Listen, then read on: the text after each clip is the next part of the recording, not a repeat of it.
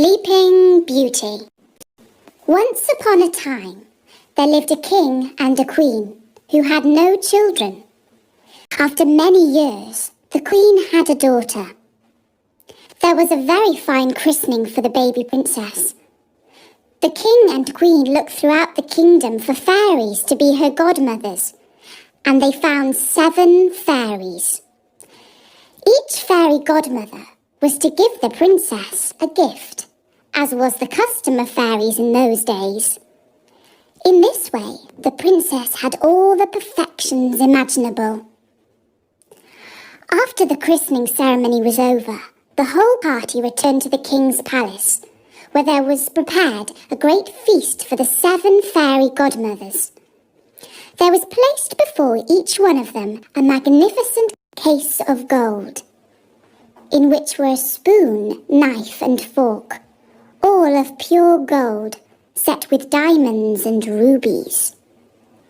But as everyone was sitting down at the table, they saw a very old fairy whom they had not invited, because she had not left the tower where she had lived for over 50 years, and she was believed to be either dead or under an evil spell. The king could not give her a case of gold as the others had, because they had only made 7 for the 7 fairies. The old fairy felt insulted and muttered some threats between her teeth. One of the young fairies who sat by her overheard how she grumbled, and guessing that she might give the little princess an unlucky gift, went, as soon as they rose from the table, and hid behind the curtains. In the meanwhile, all the fairies began to give their gifts to the princess. The youngest wished that she should be the most beautiful person in the world. The next, that she should have the intelligence of an angel. The third, that she should have a wonderful grace in everything she did. And the fourth, that she should dance perfectly well. And the fifth, that she should sing like a nightingale.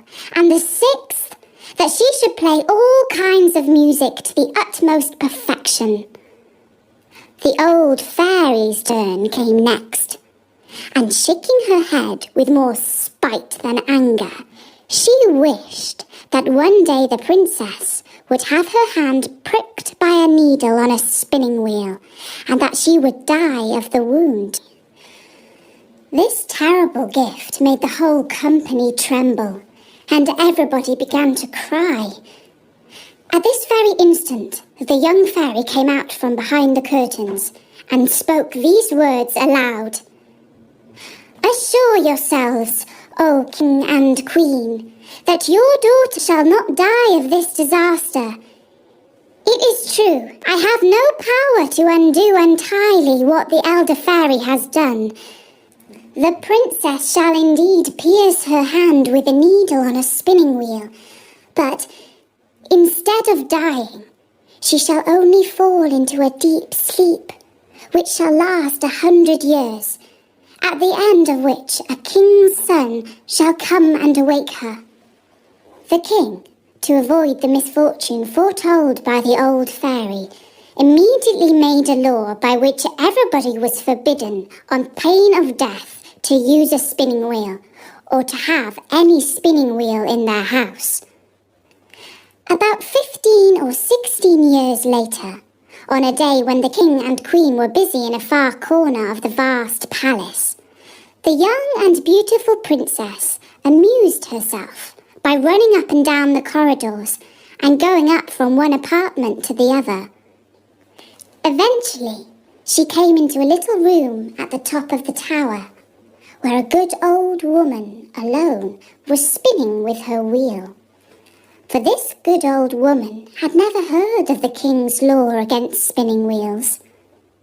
The princess said, "What are you doing there, good old woman?" "I am spinning sheep's wool into the thread, so that I can knit it into a cardigan." "Ah," said the princess, "that's very clever. I've never seen that done before. How do you do it?"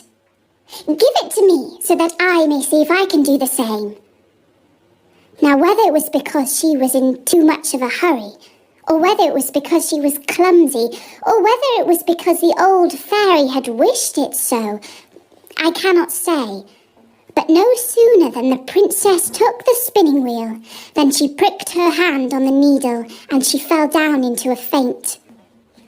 The good old woman, not knowing what to do, cried out for help.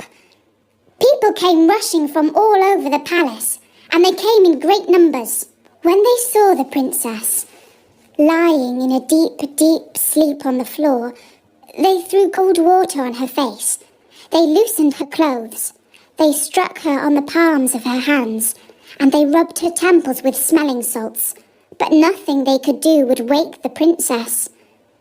And now the king, who heard the great commotion from the far end of the palace, remembered the terrible warning of the fairies, and guessing what had happened, came rushing to the tower.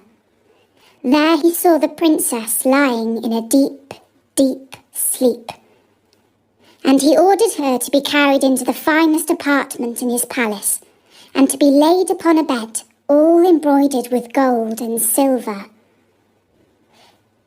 If you had seen her, you might have taken her for a little angel. She was so very beautiful, for her swooning away had not paled her complexion. Her cheeks were like roses.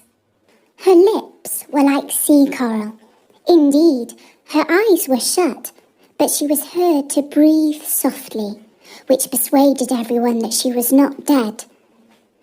The king commanded that they should not disturb her, but let her sleep quietly till her hour of awaking was come.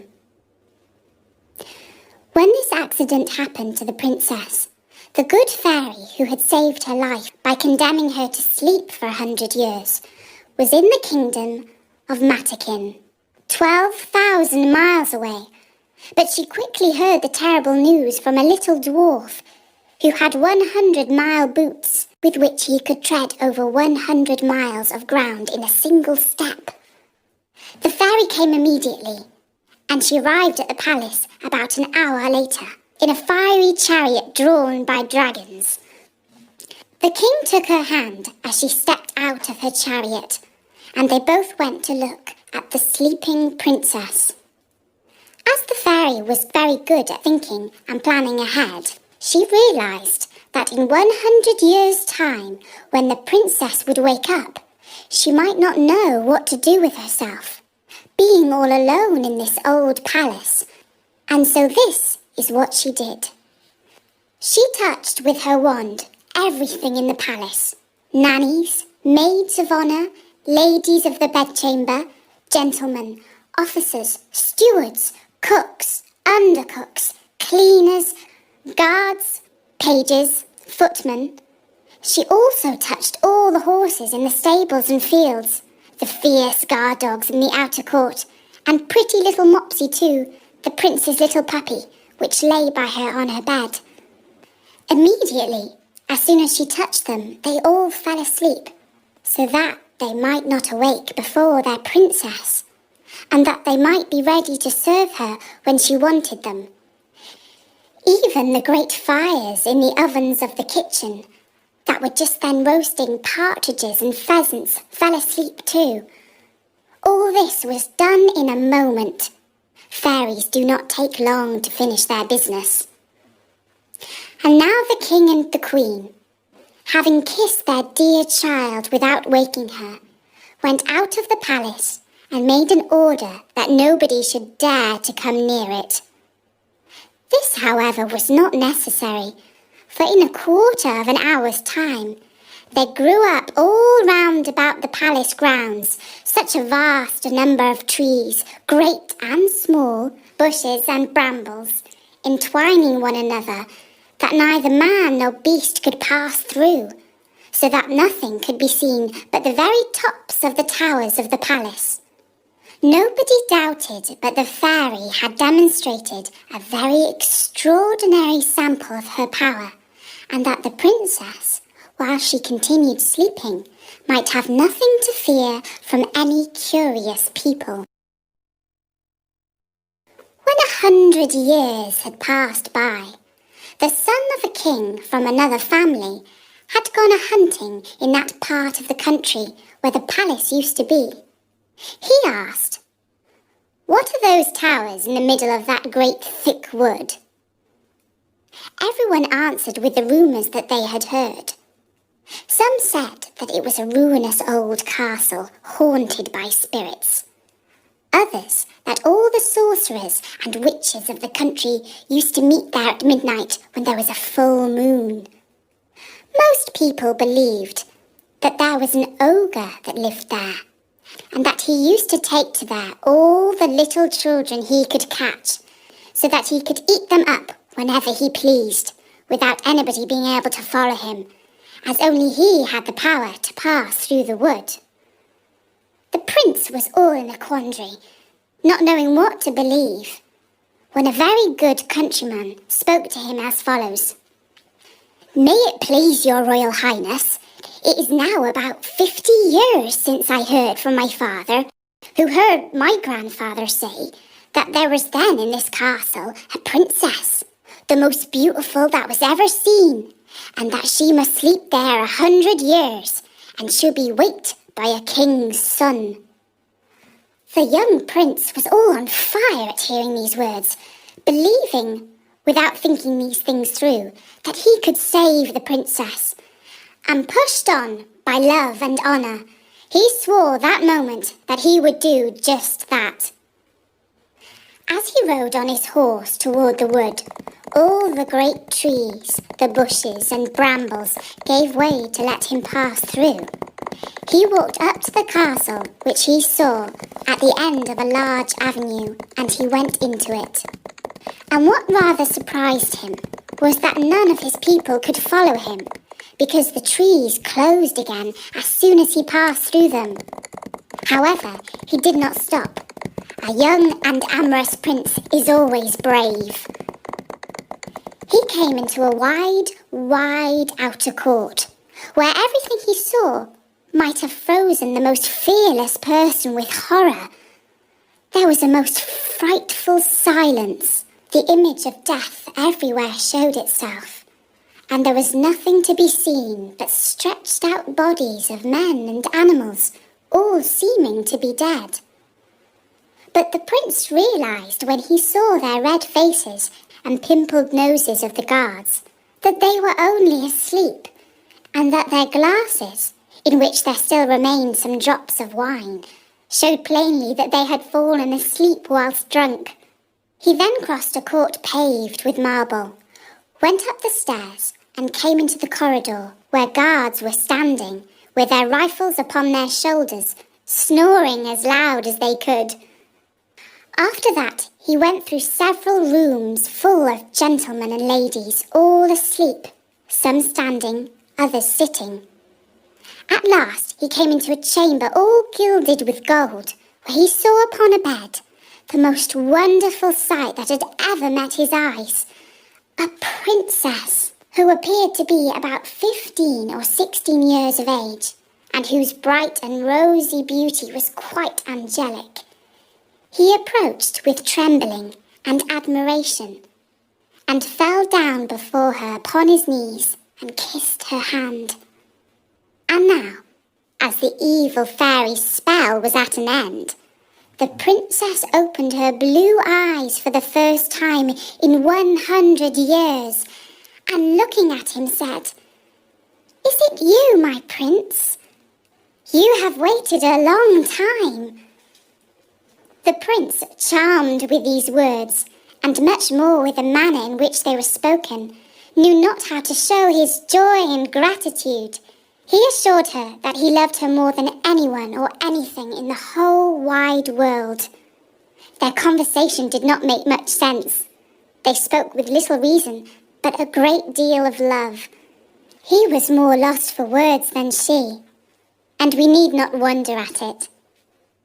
For it is very probable, though history mentions nothing of it, that the good fairy, during so long a sleep, had given her very agreeable dreams about handsome princes coming to her rescue. In short, they talked 4 hours together, and yet they said not half what they had to say.